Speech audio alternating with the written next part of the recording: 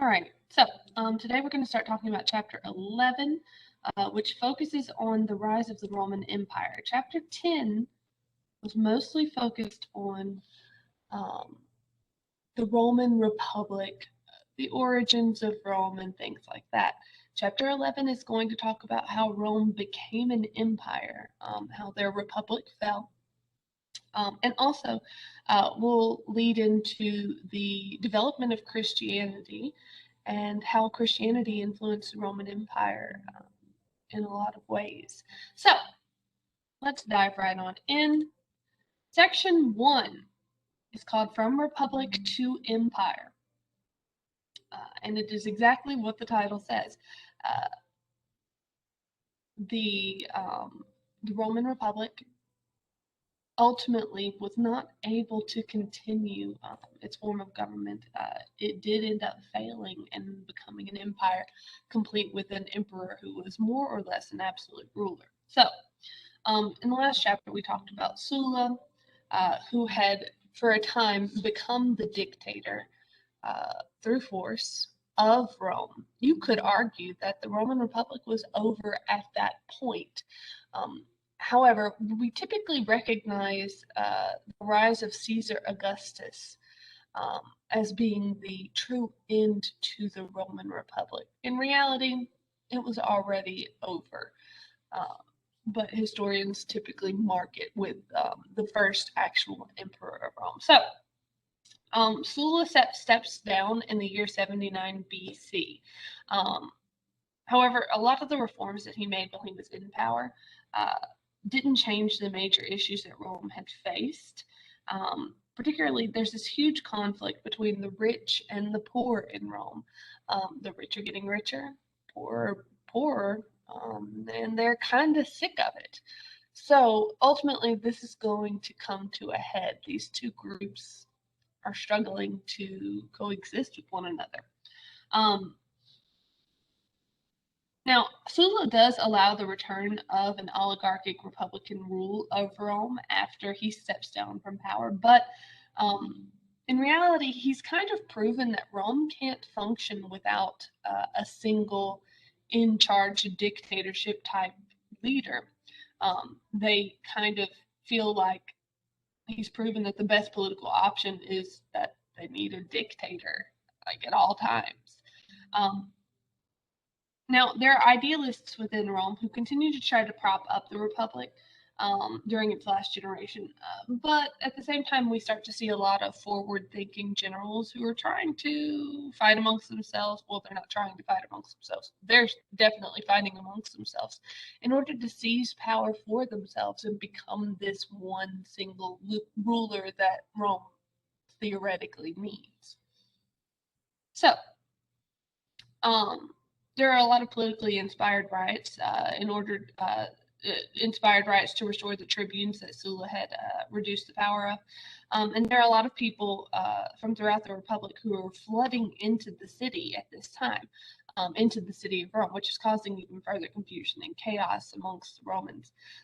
One Roman does try to stop the chaos. You need to be familiar with this individual. His name is Marcus Tullius Cicero. He's an orator and a philosopher. He's pretty gifted in these areas. Um, Now, he favors the upper class a lot, and he wants to continue the republic. He's definitely on the side of the wealthy in all of this. Um, he, however, believes that the upper class Romans have a responsibility to work together to make Rome better. He's an idealist. He thinks the republic can be saved. Um, Now, in 63 BC, he's elected consul, not because the senators really like him or anything, but because he's a better option to them than the other possible options. So they go with him. He's considered to be safer than the alternatives. Um, However, the real threat to the Republic is the powerful and ambitious military commanders who are on the rise at the time. Sorry, motion sensors did the thing again. Okay. Um, Now these are Pompey, Crassus, and Julius Caesar. Have any of you heard the name Julius Caesar before?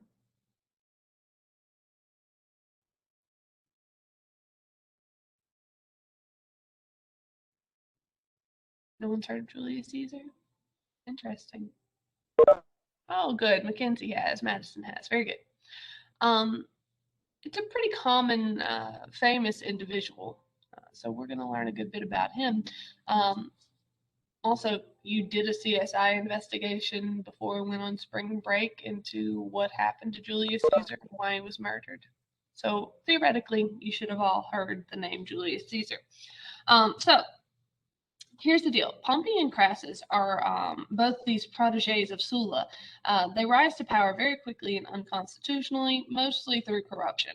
Um, Pompey wins popularity by commanding a victorious army in Spain and Africa, which is a big deal to the Romans. They like to win, and so he becomes very popular amongst the people for victory.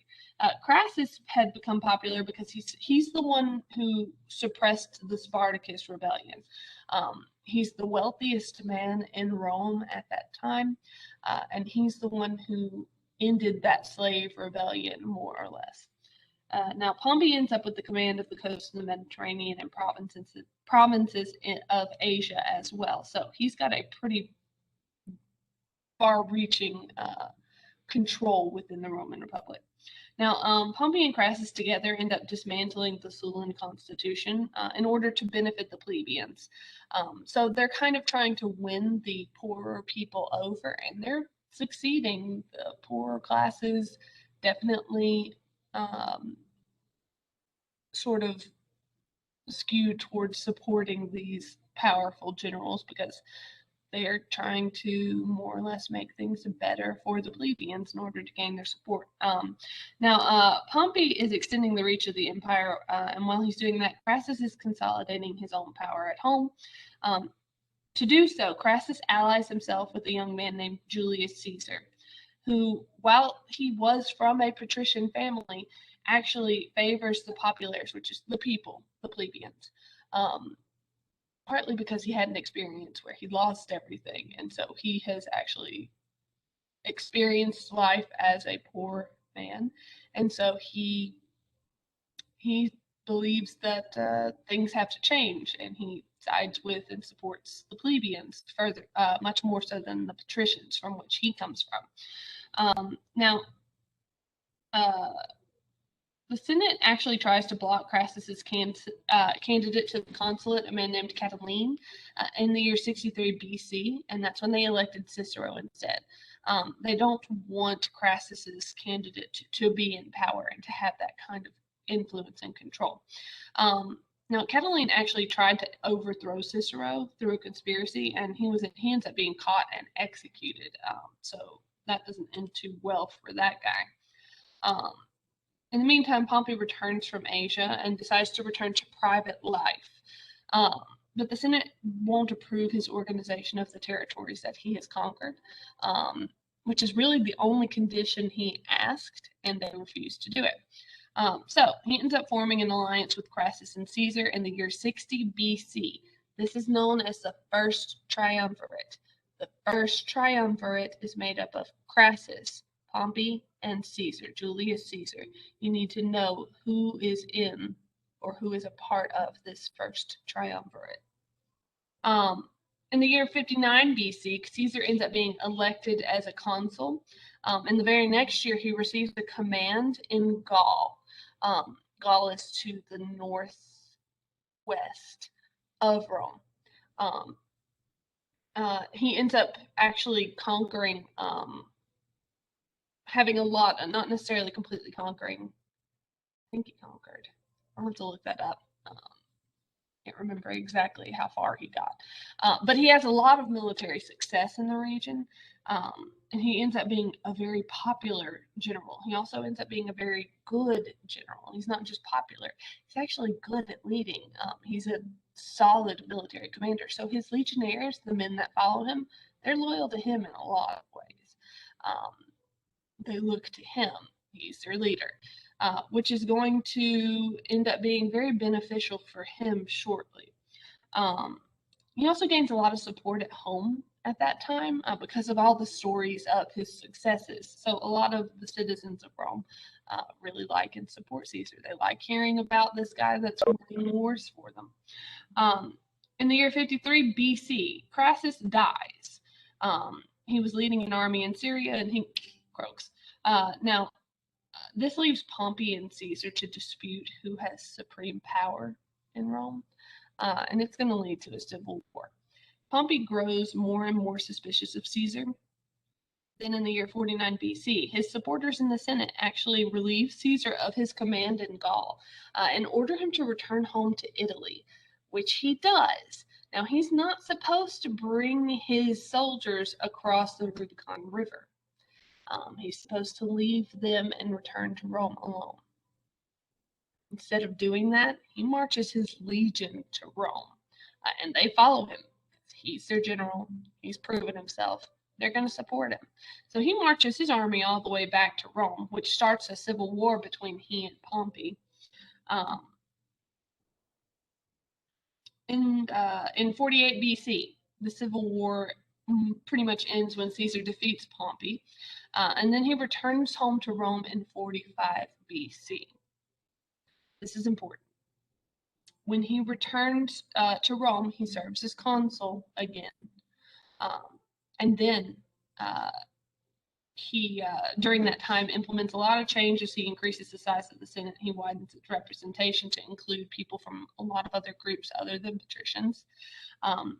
He increases the number of magistracies in order to increase participation in the government, and he founds several new colonies. That's why he's the consul. However, Caesar doesn't have any intention of returning control to the Republic form of government at all. In the year 44 BC, he has himself declared perpetual dictator. So he very blatantly is not trying to restore the Republic at all. He's decided that he's going to be the dictator, and everybody's going to do what he says they're going to do. And this is probably why he's assassinated. Even though the Republic was really over before that, it's still kind of, sort of around. At least idealists want it to continue to be around. And so they do something that actually fully seals the fate of the Republic. About 60 die-hard Republican senators on March 15th, 44 BC actually murder by stabbing Julius Caesar to death on the Senate floor as he entered the Senate chamber. There's a whole play about it. It was a huge deal at the time. We still remember it 2,000 years later. Some of the people who did this were supposedly friends of Caesar's or people that he trusted. They think they've restored the Republic and saved the Republic. What they have actually done is nailed the coffin of the Republic shut. Essentially, they have made absolutely certain that the Republic will now fall, even though they were trying to protect it from a dictator. So Julius Caesar dies March 15th, 44 BC, which is called the Ides of March, by the way. It's the middle of March. If you ever hear someone talk about the Ides of March, or you see that in the play Julius Caesar, which was written by Shakespeare and isn't really historically accurate, but is still interesting, that's what he's talking about. So the main individuals who led this assassination attempt were Cassius Longinus and Marcus Junius Brutus. You need to know the names Cassius and Brutus. That's going to be something that you're going to be asked about. Now, a lot of people rejoice when Caesar is assassinated, but those individuals are naive. Cicero is one of them. He thinks that the Republic's been saved. Unfortunately, the Republic was already long dead. The assassination ends up ushering in another period of civil war in which the Senate is purged of most of these individuals who supported this assassination attempt. Now, we're going to quickly watch. So, Mark Antony, Marcus Lepidus, which is one of Caesar's other generals, Mark Antony was one of Caesar's friends, and Caesar's grandnephew and adopted son, Octavian, who actually took the name of his great uncle of Caesar, soon form a second triumvirate in order to destroy Caesar's enemies. So the second triumvirate is made up of Mark Antony, Caesar's close friend and co-consul, Marcus Lepidus, another one of Caesar's generals, and Caesar's grandnephew and adopted son, Octavian. They purged the Senate, including Cicero, of many in the patrician class. Then Antony and Octavian follow Brutus and Cassius, the murderers of Caesar, to Macedonia, where they fled. They defeat the armies of the two assassins.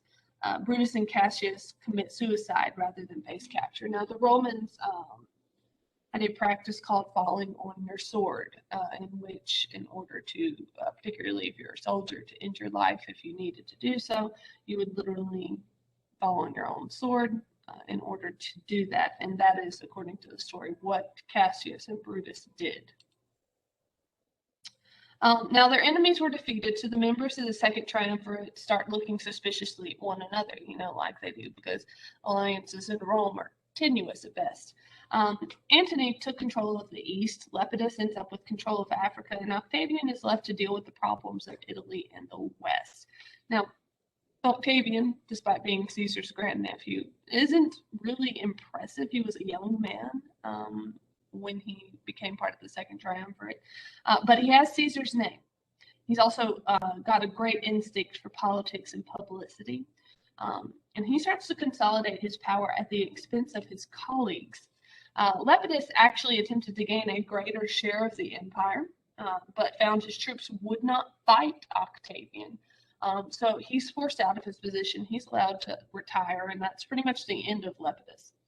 Antony, however, had been married to the sister of Octavian, a woman named Octavia, and he ended up divorcing her in order to marry the ruler of Egypt, which was Cleopatra, who had also been Caesar's lover. She manipulates Antony and supports him monetarily. So basically, she uses money to support him because he uses a lot of money, and kind of manipulates him in that way. Now, Octavius sees this as an opportunity. He starts to portray Antony as a traitor to Rome. Ultimately, they go to war. Antony is defeated by Octavian's general Agrippa, and he and Cleopatra actually commit suicide rather than be captured. So that's the end of Antony and Cleopatra, which is another one of Shakespeare's plays, if any of you are curious about that. Octavian ends up becoming the emperor.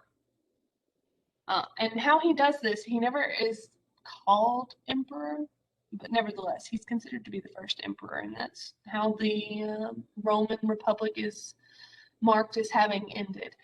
So after he defeats Antony, Octavian returns to Rome. He becomes the sole ruler of the city, of the empire.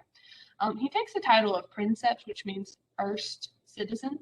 In 27 BC, he announces that he's giving up his power to the Senate, but in reality, he keeps all of his power. This is all for show, to make people think that, he's not doing what Caesar did and making himself the sole ruler. He's absolutely doing what Caesar did. He's just a little bit more tactful in taking over and making himself the only ruler, the only real ruler of Rome. Now, he allows the Senate to continue. He even announces that he's giving up his power to the Senate in 27 BC. In exchange, the Senate gives him the title of Augustus, which means exalted. From this point on, we are going to refer to Octavian as Caesar Augustus. Caesar Augustus. He was never called emperor, but he is still considered to be the first emperor of Rome. He held absolute power, even though he didn't exercise that power in a way that seemed absolutist. So while everybody knows that Caesar Augustus is in charge and he's the one that's controlling everything, there's sort of like this polite illusion that he's not. It's not real. He's absolutely the one in control of everything. We'll go back and watch that in a minute. So, the naming of Octavian as Augustus Caesar is considered by many to mark the beginning of what we call the Roman Empire. He formed a constitution that worked very well for he and his successors. He rules for 41 years, and under he and his successors, the empire enjoys a period of peace and stability that we refer to as the Pax Romana, which means Roman peace. That's one of your vocabulary words. You need to know what Pax Romana means. Now, the Senate continues to exist under Augustus, but it's really more of a helpful subordinate than a partner. Make no mistake, he's the one in charge of everything. Under Augustus and his successors, Rome expands both to control hostile neighbors and in order to gain control of farmland, gold, and resources. By the AD 100s, Rome has taken over Gaul, which you'll recall Caesar having campaigned quite a lot in, and much of Central Europe. Now, under the Emperor Claudius, they expand even further, ending up conquering much of the island of Britain. Even though they never quite take that northern portion that belongs to a group called the Picts. They end up building a wall during the reign of the Emperor Hadrian in order to try and stop the Picts. The Picts just kind of keep fighting because that's how they are. Under Claudius, they take much of the island of Britain. And all of these conquests end up promoting trade, the use of gold and silver coins across the entire empire. And then citizenship starts to be expanded beyond just those living in the city of Rome. Initially, it was just the ones living in Italy that could be Roman citizens, but then eventually every free person living in the empire are given the rights of citizens in the Roman Empire. This map shows the Roman Empire in the year 117 AD, including their senatorial provinces, imperial provinces, things that conquered, and the client states are in gray. A lot of that, just a bit. So, the Romans followed the footsteps of the Greeks in the sciences and engineering. They're great builders. They create aqueducts that carry water from the mountains into the cities. They look like this. They're still standing. A lot of them are still standing. And they had to be done precisely in order to do this without the water overflowing or something like that. So it's a great feat of engineering that they were able to do this. They also, the Romans speak a language called Latin. Which continues to heavily influence our world today. Latin evolves into later languages called the Romance languages. Keyword Romance, Rome having come from Rome, basically. These are Italian, French, Portuguese, French, Spanish, and Romanian. And Latin has also influenced English really heavily as well. The Romans also inspired the development of civil law codes. Which a lot of countries have today, including us. And so even their system of laws has had a lot of influence and impact on the world. And that is actually where we are going to stop today. It is the end of class.